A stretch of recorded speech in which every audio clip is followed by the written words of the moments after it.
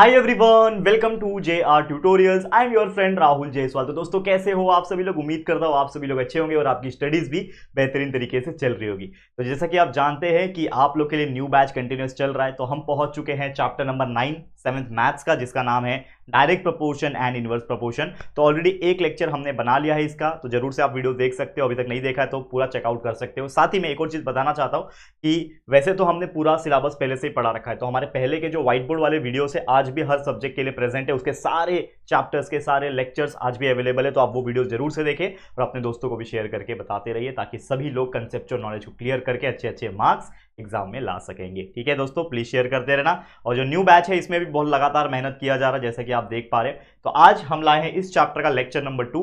First lecture में हमने समझा था डायरेक्ट प्रोपोर्शन क्या होता है, कि कोई चीज अगर बढ़ती है उससे रिलेटेड कोई और चीज है तो वो भी बढ़ेगी, अगर कोई चीज कम होती है तो उससे रिलेटेड जो भी चीज है वो भी कम होगी। तो अगर ऐसा होता है तो उसको हम डायरेक्ट प्रोपोर्शन बोलते हैं, और उसी के बेस पे जो प्रैक्टिस सेट था 37 वो हमने सॉल्व किया था। आज हम प्रैक्टिस सेट नंबर 38 देखेंगे, जो कि बेस होने वाला है इनवर्स प्रोपोर्शन के ऊपर। तो इनवर्स प्रोपोर्शन क्या होता है पहले उसको जानते हैं। तो जैसे डायरेक्ट प्रोपोर्शन हमने देखा, इनवर्स प्रोपोर्शन उसका उल्टा है। इनवर्स प्रोपोर्शन में क्या होता है मैं आपको समझाता हूं कि इनवर्स प्रोपोर्शन में जैसे हम बात करते हैं कि कोई चीज अगर बढ़ रही है, कोई चीज अगर बढ़ रही है तो उसके रिलेटेड अगर कोई दूसरी चीज है तो वो कम होगी। मतलब कोई एक चीज बढ़ेगा तो दूसरा चीज कम होगा, या फिर कोई एक चीज जब घटेगा यानी कम होगा तो दूसरा चीज उठेगा। यानी सीसॉ जैसा होता है ना, आपका सीसॉ पता है, आप गार्डन में खेलते थे तो एक नीचे जाएगा तो एक ऊपर जाएगा। तो इनवर्स प्रोपोर्शन का मतलब यही होता है कि अगर कोई एक चीज ऊपर तो दूसरी चीज नीचे, पहली चीज नीचे तो दूसरी चीज ऊपर, इस प्रकार से होता है। तो हमारा डेफिनेशन भी वही बोलता है। क्या बोलता है डेफिनेशन हमारा?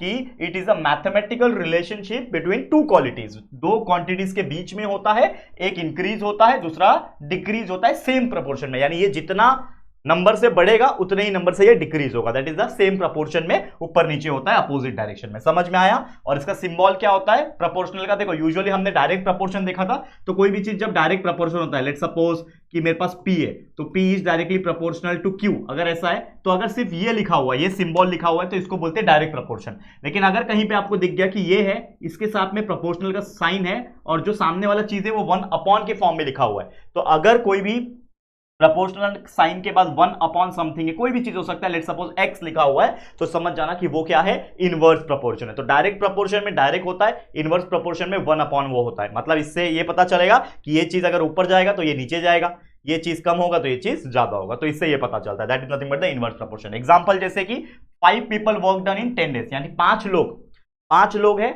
और वो मिलके काम कर रहे हैं, तो उसको काम करने में 10 दिन लग गए। 5 लोग को करने में वो 10 दिन लग गया, और वही काम अगर 10 लोग करेंगे तो ऑब्वियसली जो दिन लग रहे होंगे या फिर कितने टाइम लग रहा होगा वो क्या हो जाएगा, कम हो जाएगा। जैसे कोई भी चीज हो सकती है, ठीक है ना, कोई भी चीज, जैसे लोग बिल्डिंग बनाते हैं, घर बनाते हैं, मान लो कि एक ईटा बनाना है, ईटा का दीवार बनाना है। वो दीवार को बनाने के लिए 5 लोग थे पहले, तो 5 लोग जब काम कर रहे थे तो वो दीवार को खड़ा करते करते उसको 10 दिन लग गया। लेकिन वही दीवार को खड़ा करने के लिए मैंने 5 के बदले 10 आदमी लगा दिए, तो 10 आदमी लगा देंगे तो काम फास्ट होगा, मतलब काम जल्दी होगा, तो वो कम दिन में होगा। तो 5 लोग मिलकर 10 दिन में काम कर रहे हैं, तो लेट्स सपोज 10 लोग मिलकर 5 दिन में ही हो सकता है काम कर दे, हो सकता है 5 दिन में ही काम कर दे। तो एक चीज कम है तो दूसरी चीज ज्यादा है, एक चीज अगर बढ़ रही है, देखो 5 से 10 हुआ यानी मैंने नंबर ऑफ पीपल को बढ़ाया, यानी नंबर ऑफ पीपल बढ़ रहे हैं, तो एक बढ़ हो रहा है तो दिन जो है वो कम हो रहा है, 10 से लेके 5 तक आ गया, तो एक चीज बढ़ा तो दूसरा चीज कम हो गया। इसी फंडामेंटल चीज को हम लोग बोलते हैं इनवर्स प्रोपोर्शन। समझ में आ गया बच्चा? क्लियर है? एक्सरसाइज यानी प्रैक्टिस सेट के ऊपर चलूं तो प्रैक्टिस सेट के एग्जांपल्स देखेंगे, रियल लाइफ एग्जांपल, और उसको सॉल्व करने की कोशिश करते हैं। चलिए सबसे पहले आप देख सकते हो हेडिंग प्रैक्टिस सेट नंबर 38 है, और इसमें जितने भी एग्जांपल्स होंगे सभी के सभी इनवर्स प्रोपोर्शन होंगे। लेकिन जैसे मैंने हमेशा बताया, और इसके पहले वाले प्रैक्टिस सेट में भी मैंने बताया था कि कभी भी एग्जाम में ये बोल के नहीं दिया होगा कि ये डायरेक्ट है कि ये इनवर्स प्रोपोर्शन है, आपको पहचानना पड़ेगा। तो मान लो ये क्वेश्चन है, पहले क्वेश्चन को रीड करते हैं। The most important thing question read करना होता है। एक बार आप क्वेश्चन रीड करना और समझना सीख गए तो आपको कोई परेशानी नहीं होगी। देखो क्या बोल रहा है, 5 worker takes 12 days to weed a field. Weed मतलब आप बोल सकते हो खेतों की सफाई करना, एक तरीके से जंगली पौधे निकालना। तो 5 वर्कर ने 12 दिन लगाए उस खेत को साफ करने के लिए। मान लो 5 वर्कर ने 12 दिन लगाए, तो हमें क्वेश्चन पूछा है how many days would 6 worker take, यानी अगर मैंने 5 की जगह पे 6 वर्कर लगा दिए तो फिर कितना समय लगेगा। और मान लो कि मैंने 15 वर्कर लगा दिए उसी फील्ड को काम करने के लिए, तो फिर कितना टाइम लगेगा, यानी कितना दिन लगेगा। तो हमें क्वेश्चन पूछा है, तो सबसे पहले हम ये मान लेते हैं कि लेट द ये 5 वर्कर्स ने 12 दिन लिए, बराबर 5 वर्कर्स ने 12 दिन लिए, तो हमें पूछा है 6 वर्कर्स कितना लेंगे। तो let the 6 workers take x days, ठीक है, and 15 workers takes y days। तो हमने क्या मान लिया, दो चीज जो पूछा है हमें कि 6 वर्कर कितना दिन लेंगे और 15 वर्कर कितना दिन लेंगे, तो हमने मान लिया कि 6 वर्कर x डे लेंगे और 15 वर्कर y डे लेंगे। तो हमने x एंड y को बहुत ही आराम से हमने मान लिया। अब ये समझते हैं हम लोग कि भाई ये दोनों में डायरेक्ट प्रपोर्शन है कि इनडायरेक्ट प्रपोर्शन है। तो अब यहां पे आप देख सकते हो हियर 5 वर्कर 12 दिन लगाएंगे, तो अगर मैंने वर्कर को बढ़ा दिया, मान लो 5 के जगह पे 6 कर दिया, तो ऑब्वियसली जितने दिन लग रहे थे पहले 12 दिन लग रहे थे, अब वो कम लगेंगे। यानी अगर कोई एक चीज बढ़ रही है, यानी नंबर ऑफ वर्कर्स को मैं बढ़ा रहा हूं, तो जितने दिन लग रहे थे वो कम हो जाएंगे। मतलब ये क्या हो गया, एक बढ़ रहा है एक कम हो रहा है, तो ऑब्वियसली ये क्या है, एक इनवर्स प्रपोर्शन है। इस तरीके से आप क्वेश्चन को पढ़ के ही समझ सकते हो और बता सकते हो कि ये इनवर्स प्रपोर्शन है। तो आपको वो चीज लिखना पड़ेगा, क्या लिखना पड़ेगा, हियर नंबर ऑफ वर्कर्स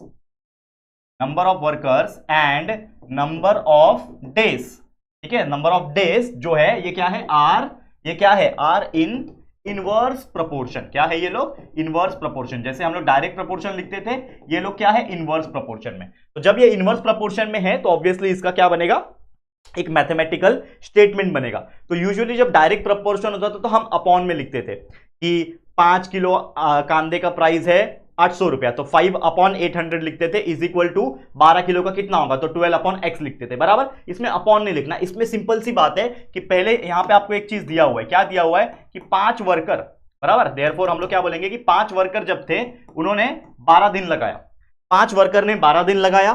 तो क्वेश्चन ये पूछा है कि 6 वर्कर कितना लगाएंगे, तो 6 वर्कर कितना लगाएंगे, कितना दिन लगाएंगे, उसको मैंने क्या माना है, 6 वर्कर x दिन लगाएंगे, तो उसको x मान लिया है, ठीक है। ये कंडीशन हो गया। वैसे ही एक और कंडीशन बनेगा यहां पे कि 5 वर्कर 12 दिन लगाएंगे, बराबर। 5 वर्कर 12 दिन लगाएंगे, तो हमारे जो 15 वर्कर है वो कितने दिन लगाएंगे, y दिन लगाएंगे। तो ये y, इन दोनों को सॉल्व कर लो, x का वैल्यू और y का वैल्यू साइमल्टेनियसली हम लोग को मिल जाएगा, और दोनों वैल्यू मिल जाएगा तो हम लोग बोल सकते हैं कि भाई इतने दिन लग रहे हैं। तो चलो सॉल्व कर लेते हैं फटाफट से। चलो यहां पे देखो, तो 5 मल्टीप्लाई बाय 12 60 हो जाएगा यहाँ पे, is equal to 6 multiply by 6x, हमें चाहिए x का वैल्यू ना, तो 60 6 इधर आ जाएगा तो डिवाइड बाय 6 हो जाएगा, इज इक्वल टू x, सीधा कर लो, तो x will be equal to what, 6 1 जा 6 6 10 जा 60, यानी x इज इक्वल टू 10। और x क्या है हमारे लिए, डेज है, डेज, तो x दिन, x is equal to 10 days. तो हम लोग बोल सकते हैं 6 worker, therefore 6 worker can feed the field in 10 days. मतलब पहले जो 5 वर्कर थे तो उनको 12 दिन लगा, लेकिन मैंने 6 वर्कर डाल दिए, तो 6 वर्कर कितने दिन में कर लेंगे, 10 दिन में कर लेंगे। वही अगर 15 वर्कर रहेंगे तो कितने दिन में करेंगे, वो कैसे फाइंड करोगे, अगेन सेम वही चीज, 5 12 का कितना होता है 60, इज इक्वल टू 15y, हमें चाहिए y का वैल्यू, बराबर। तो ये 60, ये 15 इधर आ जाएगा, डिवाइड हो जाएगा, और उधर y अकेला बचेगा, सीधा कर लो, तो therefore y will be equal to 15 1 जा 15 15 4 जा 60, यानी y is equal to 4 days आ जाएगा। तो हमें y का वैल्यू मिल गया। y क्या है हमारे लिए, 15 वर्कर, तो हम लोग बोल सकते हैं देयरफॉर क्या बोलेंगे हम लोग, 15 workers can feed the field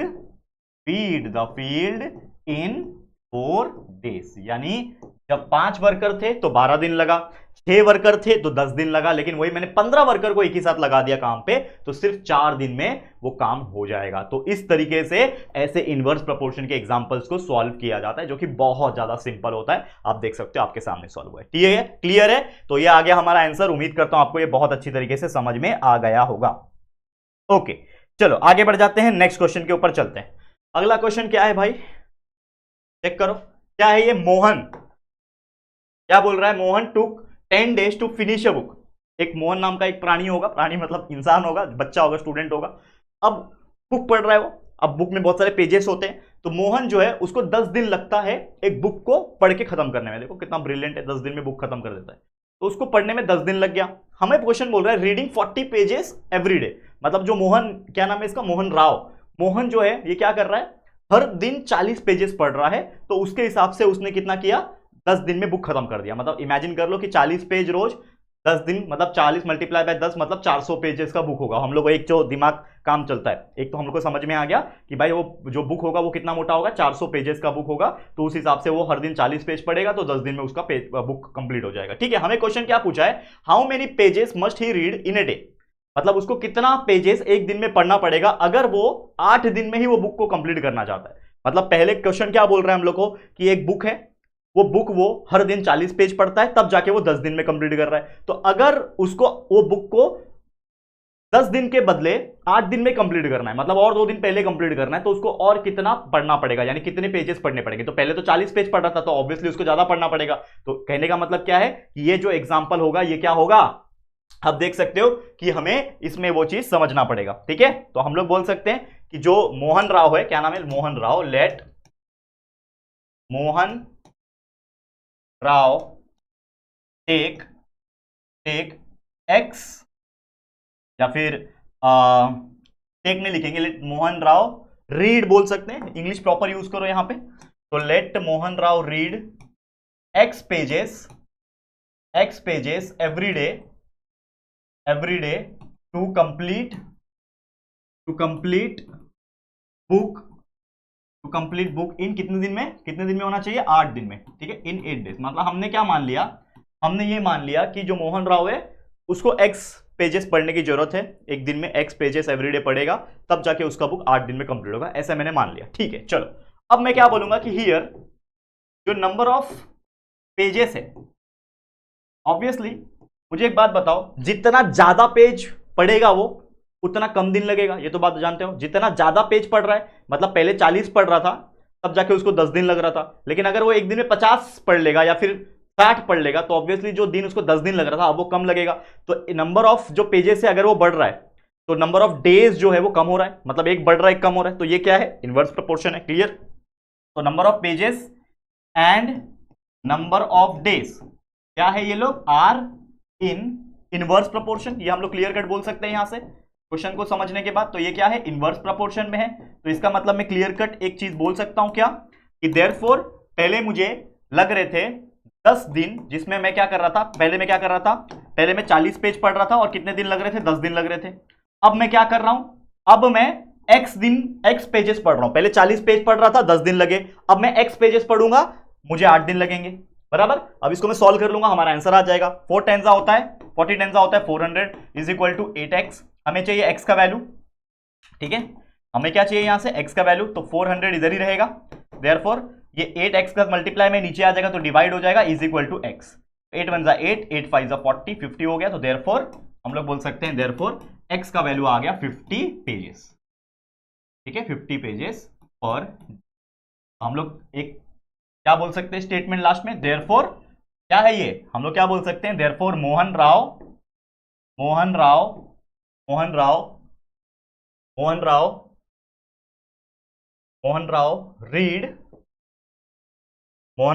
read या फिर हैव टू रीड लिखो, थोड़ा इंग्लिश स्टेटमेंट प्रॉपर होना चाहिए। Mohan Rao have to read 50 pages. Mohan Rao को 50 पेजेस पर डे पढ़ने पड़ेंगे to complete book in 8 days. तो पहले बच्चा वो 40 पेज पढ़ता था एक दिन में, तब जाके उसकी 10 दिन में बुक कंप्लीट हुई, लेकिन अब वो 50 पेज पढ़ रहा है हर दिन, तो उसकी बुक 8 दिन में ही कंप्लीट हो जाएगी। समझ में आया। तो इस तरीके से काम करता है इनवर्स प्रोपोर्शन के एग्जांपल्स, हमने बेहतरीन तरीके से सॉल्व करा दिया। उम्मीद करता हूं आपको हर एक चीज क्लियर हो गया होगा। ठीक है, समझ में आ गया। चलो आगे बढ़ जाते हैं, नेक्स्ट एग्जांपल पे चलते हैं। ठीक है, ओके, अगला एग्जांपल क्या है, चलो फटाफट से इसको पढ़ो। क्या बोल रहा है नेक्स्ट एग्जांपल, कि Mary cycles at 6 kilometre per hour. जो मैरी है वो साइकिल कर रही है, मतलब साइकिल चला रही है। कहने का मतलब क्या है इस क्वेश्चन का, कि मैरी साइकिल चला रही है, उसका स्पीड है 6 किलोमीटर पर आवर, मतलब 1 घंटे में 6 किलोमीटर तक की वो स्पीड पे चला रही है, 1 घंटे में 6 किलोमीटर पहुंच जाएगी। हमें क्वेश्चन पूछा है, how long will she take to reach her aunty's home. मतलब वो साइकिल चला रही है तो उसको कितना टाइम लगेगा उसके आंटी के घर पहुंचने में, जो कि 12 किलोमीटर दूर है। मतलब यहां से मान लो यहां से शुरू कर रही है, तो यहां से उसको आंटी के घर पहुंचने में 12 किलोमीटर का रास्ता है, और वो 6 की स्पीड से चला रही है, तो कितना समय लगेगा उसके आंटी के घर पे पहुंचने के लिए। और एक और चीज पूछा है, if she cycle at speed of 4 kilometre per hour, मतलब अगर वो 6 के बदले 6 किलोमीटर पर आवर के स्पीड के बदले वो 4 किलोमीटर पर आवर की स्पीड पे चलाती है अगर साइकिल, तो फिर वो कितना टाइम लगेगा उसको, मतलब how long would she take. तो ये 2 तरीके से क्वेश्चन हमें पूछा है, तो एक एक करके हम लोग सॉल्व करेंगे। दोनों क्वेश्चन बहुत ईजी है। तो सबसे पहले एक चीज तो दिया हुआ है कि स्पीड ऑफ साइकिल जो है हमारा कितना है, स्पीड ऑफ साइकिल, जो चीज दिया हुआ है लिख दो भाई, स्पीड ऑफ साइकिल जो कि दिया हुआ है 6 किलोमीटर पर आवर, या फिर ph भी लिख सकते हो, kmph लिख दो, किलोमीटर पर यानी स्लैश आवर लिख दो। तो स्पीड ऑफ साइकिल हमारा दिया हुआ है 6 किलोमीटर पर आवर, ठीक है। और जो डिस्टेंस ट्रैवल किया है या फिर वो कर रही है वो कितना है, डिस्टेंस ट्रैवल्ड, ठीक है, is equal to 12 kilometre. Aunty का घर उससे कितना दूर है, 12 किलोमीटर दूर है, हमें क्वेश्चन बोल रहा है। अब मुझे स्पीड पता है, डिस्टेंस पता है, तो हमने साइंस में, अगर आप जानते हो कि अब अगर आप जो भी स्टैंडर्ड में हो तो आपने एक बचपन में एक फॉर्मूला पढ़ा होगा, 6 में पढ़ा होगा या फिर 7th में शायद साइंस में पढ़ा होगा कि speed is equal to distance upon time. तो हमें एक फॉर्मूला पता है, क्या पता है बच्चा, कि स्पीड जो होता है is equal to distance upon time होता है। ये एक फॉर्मूला है स्पीड को कैलकुलेट करने का, लेकिन इसमें स्पीड मुझे पता है जो कि 6, ठीक है, डिस्टेंस मुझे पता है 12 किलोमीटर और टाइम मुझे पता नहीं है, तो टाइम यहां से मुझे निकल जाएगा। तो therefore time will be equal to what, ये टाइम इधर जाएगा, 6 इधर जाएगा, दोनों अपना जगह चेंज कर सकते हैं, तो ये हो जाएगा 12 और नीचे आ जाएगा 6, 6 1 6, 6 2 12। तो हमें मिल गया टाइम का value. Therefore time is equal to कितना आ गया, 2 आया ना, 6 1 6, 6 2 12 12, तो 2 आया। तो टाइम इज इक्वल टू 2, और टाइम किस में आया, घंटे में आएगा ऑब्वियसली, तो 2 आवर्स निकल गया।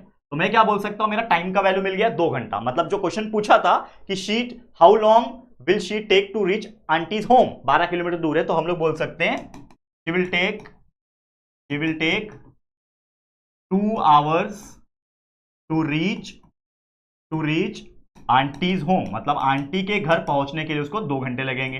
ये एक पहले क्वेश्चन का सवाल का जवाब हमने दे दिया कि आंटी के घर जो कि 12 किलोमीटर दूर है, अगर वो 6 की स्पीड से चलाएगी तो वो कितने देर में पहुंचेगी। तो ये हमने बता दिया कि भाई ये पहुंच रही है लगभग 2 घंटे के अंदर। ठीक है, समझ में आ गया, ओके, समझ में आ गया कि नहीं आ गया। चलो अब यहां पे जो टाइम है, ठीक है, ठीक है, अब एक और चीज पूछा है, if she cycle at a speed of 4 kilometre per hour, मतलब अब उसकी जो स्पीड है उसने कम करके 4 किलोमीटर कर दी। मतलब वापस से एक दूसरा कंडीशन आ गया कि मान लो कि उसकी स्पीड होगी 4 किलोमीटर पर आवर की, 1 घंटे में 4 किलोमीटर की स्पीड है, तो कितना उसको टाइम लगेगा, मतलब एक और टाइम हमें कैलकुलेट करने बोल रहे हैं। लेकिन यहां पे हम लगाएंगे हमारा इनवर्स प्रपोर्शन। कैसे, अगर मान लो पहले स्पीड ज्यादा थी, स्पीड जब ज्यादा थी तो टाइम भी कम लगेगा, जब स्पीड कम किया उसने तो टाइम ज्यादा लगेगा। मतलब जब स्पीड 6 थी तो ऑब्वियसली उसको 2 घंटा लगा, लेकिन स्पीड जब कम कर दिया, मतलब 4 की स्पीड से जा रहे हैं, तो अब ज्यादा टाइम लगेगा। तो मैं क्या मानूंगा कि मैं क्या मानता हूं कि let the time required to reach aunty's home at speed of 4 kilometre per hour be x.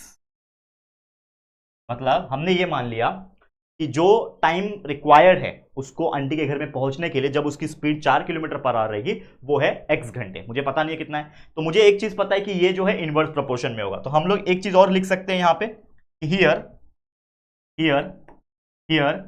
Speed and time are in inverse proportion. ये दोनों क्या है, इनवर्स प्रोपोर्शन में। और फॉर्मूला देख के कोई भी बोल सकता है कि ये दोनों इनवर्स प्रोपोर्शन में है, क्योंकि speed is equal to distance upon time है।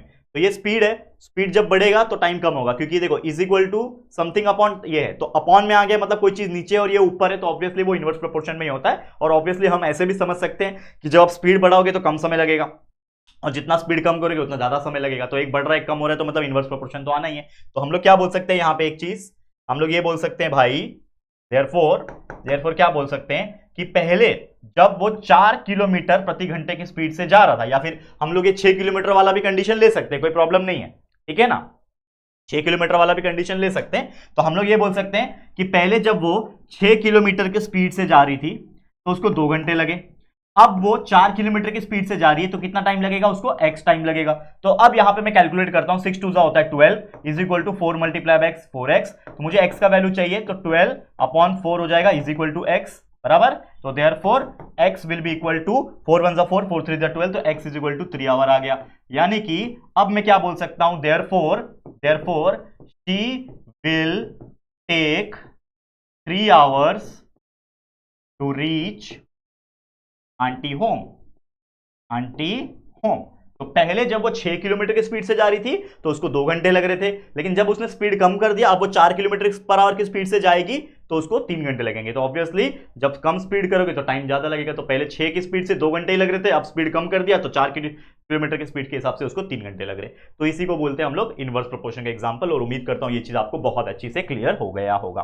ठीक है, क्लियर। एक लास्ट एग्जांपल ले ले फटाफट से, फिर ये लेक्चर हमारा कंप्लीट हो जाएगा। तो चलो एक लास्ट टॉपिक, लास्ट एग्जांपल इस प्रैक्टिस सेट का। क्या बोल रहा है question number 4, the stock of grain in a government warehouse last 30 days for 4000 people. आपको पता है कि गवर्नमेंट जो होती है ना, उनके बड़े बड़े गोदाम होते हैं, वेयर हाउस जिसको बोलते हैं, और वो अनाज को रखते हैं, किसान से अनाज खरीदते हैं, वो लोग अपने गोडाउन में रखते हैं, और फिर उसके बाद सप्लायर्स होते हैं, उनको सप्लाई किया जाता है, देश विदेश भेजा जाता है, ऐसे ऐसी चीजें होती है। तो यहां पे बोला गया है कि जो स्टॉक है, स्टॉक मतलब जमा जो हुआ है, वो 4000 लोगों के लिए जो अनाज है वो 30 दिन तक वो लोग खा सकते हैं, ऐसा अनाज है। मतलब 4000 लोगों का अनाज रखा हुआ है जो कि 30 दिन वो लोग खा सकते हैं। हमें क्वेश्चन पूछा है how many days will it last for 6000 people. मतलब अगर ये बोला है कि वही सेम अनाज अगर मैं 6000 लोगों के बीच में बांटूंगा तो वो कितने दिन तक चलेगा, ऐसा क्वेश्चन पूछा है। तो बहुत सिंपल क्वेश्चन है। तो सबसे पहले हम लोग ये मान लेते हैं कि let the stock of grain, let the stock of grain last for x days. हमने मान लेते हैं कि वो एक्स दिन के लिए लास्ट करेगा फॉर 6000 पीपल। 4000 लोगों के लिए वो 30 दिन लास्ट करेगा, 30 दिन चल जाएगा, 30 दिन काम चलेगा। लेकिन 6000 के लिए कितना दिन चलेगा मुझे पता नहीं, तो मैंने एक्स मान लिया। अब मुझे पता है कि जब जितने ज्यादा लोग बढ़ाओगे उतना दिन कम होगा, क्योंकि भाई पहले अगर मान लो कि मेरे पास खाना है, अब खाने के लिए मेरे पास 5 लोग हैं, तो वो खाना आराम से चल जाएगा। लेकिन अगर मैं उसी खाने को 10 लोगों के बीच में बांट दूं तो सबको खाना कम कम मिलेगा। यानी जब मैं नंबर ऑफ डेज, या फिर मैं बोल सकता हूं नंबर ऑफ पीपल को मैं जब बढ़ाऊंगा तो ऑब्वियसली जो मेरा डेज होगा वो कम हो जाएगा। तो मैं बोल सकता हूं कि जो डेज और ये मेरा जो है स्टॉक जो है वो क्या है, इनवर्स प्रोपोर्शन में है। ठीक है, तो मैं क्या बोल सकता हूं, देयरफॉर हियर, मैं ऐसा बोलता हूं here the number of days and क्या है, नंबर ऑफ डेज है, और यहां पे है हमारा पीपल, नंबर ऑफ पीपल। तो नंबर ऑफ डेज और नंबर ऑफ पीपल जो है आर इन इनवर्स प्रोपोर्शन, बोल सकता हूं मैं ये चीज, क्लियर कट बोल सकता हूं। ठीक है, तो ये दोनों क्या है, इनवर्स प्रोपोर्शन में है। तो उसके अनुसार मेरा क्या हो जाएगा कि पहले 4000 लोगों के लिए वो 30 दिन चलता था, वो अनाज 4000 लोगों के लिए 30 दिन चल जाएगा। लेकिन अभी 6000 लोगों के लिए कितने दिन चलेगा वो मुझे पता नहीं है, तो वो है एक्स। ठीक है, ओके। अब मुझे एक्स का वैल्यू चाहिए, तो इसको मैं एज इट इज रखता हूं, ये 4000 multiply by 30 as it is रखता हूं। ये 6000 एक्स के साथ मल्टीप्लाई में है, लेकिन ये 6000 अगर इस साइड आने की कोशिश करेगा तो ये मल्टीप्लाई क्या हो जाएगा, नीचे आके डिवाइड में आ जाएगा। तो डिवाइड बाय 6000 और उधर पे अकेला बच जाएगा एक्स। ठीक है, अब यहां पे आप देखो 1 0 1 0 1 0 कैंसिल, 1 0 1 0 1 0 कैंसिल। ठीक है, यहां पे अगर आप देखोगे 6 के टेबल 2 के टेबल में 2 3 6 होता है, और 2 के टेबल में 2 15 30 होता है। फिर ये 3 1 3 होता है, 3 5 15 होता है। मतलब सब कुछ कट गया, क्या बच रहा है, सिर्फ और सिर्फ ये 4 बच रहा है, मल्टीप्लाई बाय ये 5 बच रहा है, और नीचे कुछ नहीं बच रहा है। तो 4 multiply by 5 is equal to x बच रहा है। करेक्ट, यहां पे इतना बच रहा है, इसको सीधा कर लेते हैं। तो therefore x is equal to 5 4 होता है 20। तो हम लोग बोल सकते हैं x is equal to 20 days. तो मैं क्या बोल सकता हूं, पहले वो जो खाना था या फिर स्टॉक जो चावल गेहूं गोनी जो भी रहेगा, वो ग्रेन यानी जो भी दाना पानी था, वो पहले 4000 लोगों के लिए 30 दिन चल रहा था। लेकिन जब वो 6000 लोगों के लिए रहेगा तो वो कितना चलेगा, सिर्फ और सिर्फ 20 दिन चलेगा। तो therefore the stock of grain last for 20 days for 6000 people. समझ में आया ये चीज कि जब 6000 लोगों के बीच में बांटा जाएगा तो वो सिर्फ 20 दिन ही चलेगा। समझ में आया? तो ये था इनवर्स प्रोपोर्शन के सारे एग्जांपल्स जो कि हमने आपको सॉल्व करके दिखा दिया, और उम्मीद करता हूं आपको बहुत अच्छी तरीके से ये चीज समझ में आ गया। इसी के साथ ये पूरा का पूरा प्रैक्टिस सेट हमारा 38 कंप्लीट होता है। ऐसे और भी जो प्रैक्टिस सेट होंगे इस चैप्टर के अंदर उसको भी हम फटाफट लाएंगे। ये चैप्टर भी हमारा बहुत जल्द कंप्लीट हो जाएगा, और बहुत जल्दी आगे के भी चैप्टर्स आपको मिल जाएंगे हमारे न्यू बैच के अंदर। लेकिन पुराने बैच के जो व्हाइट बोर्ड वाले वीडियोस हैं हमारे, वो सब प्रेजेंट है, आगे के चैप्टर्स भी प्रेजेंट है, पूरा सिलेबस प्रेजेंट है। तो आप वो वीडियोस देखो, आगे बढ़ते रहो और पढ़ाई करते रहो, और अच्छे अच्छे मार्क्स एग्जाम में लाते रहो। आज के लिए इतना ही। ये वीडियो आपको कैसा लगा है जरूर से कमेंट करके बताना। वीडियो पसंद आया है तो प्लीज वीडियो को लाइक कर देना, शेयर करना अपने दोस्तों के साथ, और अगर पहली बार आया हो चैनल पे, अभी तक चैनल को सब्सक्राइब नहीं किया है तो फटाफट से हमारे चैनल को सब्सक्राइब करके बेल आइकन को प्रेस कर देना। दोस्तों तो चलो फिर जल्दी मिलेंगे एक और नई वीडियो में, तब तक के लिए thank you and good bye.